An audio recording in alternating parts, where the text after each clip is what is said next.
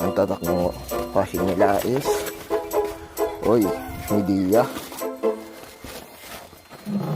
Midea brand. Ayan. Saksak to. Pasaksak po. Check natin.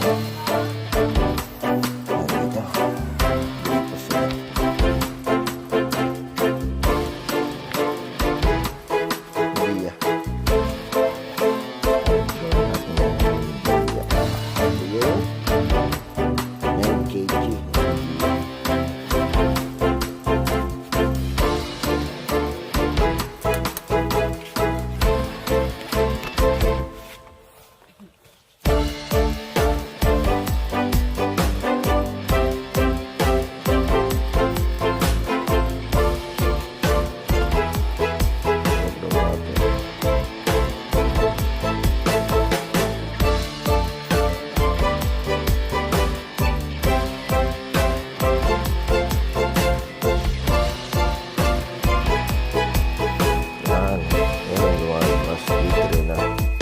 Natin sa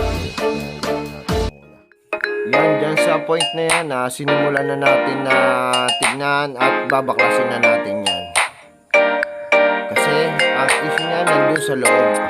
Sa lahat po ng hindi pa po nakakalam kung bakit nag-error ang automatic washing machine, ibig sabihin po niyan may ngat-ngat or may issue po yung ibang parts, kaya po nagkakaroon sila ng error. Itong sa parts na to error, sample error lang po yan, simple error lang. Sa lahat ng error, yan po ang pinakamadaling error. Ito nga pala is Midea brand. Ang issue niyan is door sensor or balancer sensor kasi isa lang po ang connection ng dalawa na yan. Yan, tignan nyo na lang po sa video. Referent po natin. Time na yan, binabaklas ko na po yung cover niyan sa ilalim kasi nandiyan po mismo ang door sensor niyan at balancer sensor. Sa mga Midea, Panasonic, pare-pares po ng balancer sensor at door sensor, nandiyan lang po sa mismo ilalim na yan. Diyan sa post na nandiyan ko po binaklas kasi nandiyan po yung mismong re-repair na. Mamaya papakita ko dyan sa next video ko ang issue ng washing na yan kung bakit siya nag-error.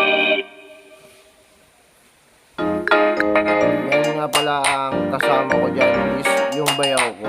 Yan. Siya muna ang helper ko pero palang araw matututo kasi lagi ko siyang isasama.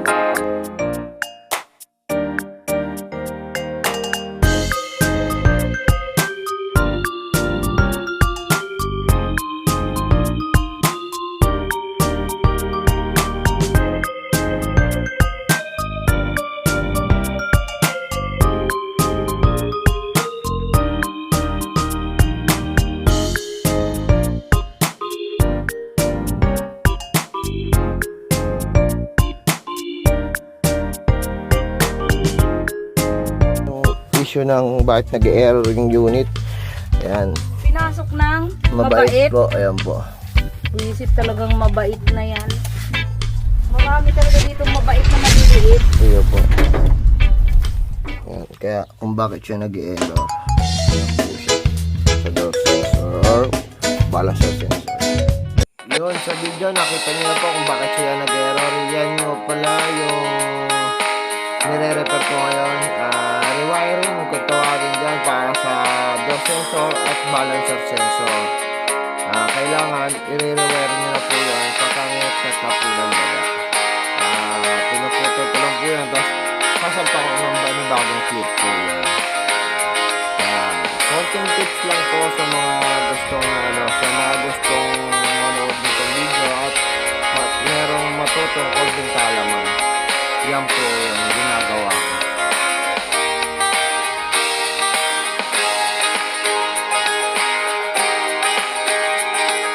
Diyan, kala ko dyan, dyan lang yung merong nat-nat sa binigyan ko.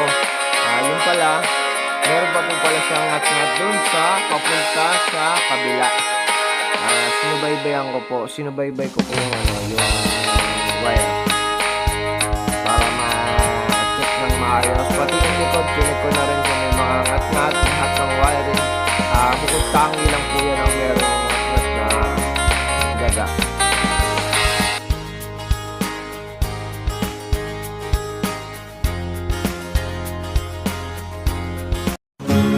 Siya, wala na siyang error. Try natin siya sa spin. Hintayin natin siya mag-function. Kanina pag functioning na. Kanina pagka in-open mo siya, in-on mo, pinlay mo, error na kagad. Yun lang po ang problema. Mamaya ipapakita ko sa inyo sa Kapag video. nariyan ka, bumabagal ang ikot ng mundo. Functioning na po. Hindi kita dapat ginugusto, pero natutukso. Functioning. Ano man ang sabihin nila, hindi kita ipagkakaila, pagkat ikaw lang ang minamahal ko, aking diwata. Aking diwata. Ikaw ang pinakamaganda, pag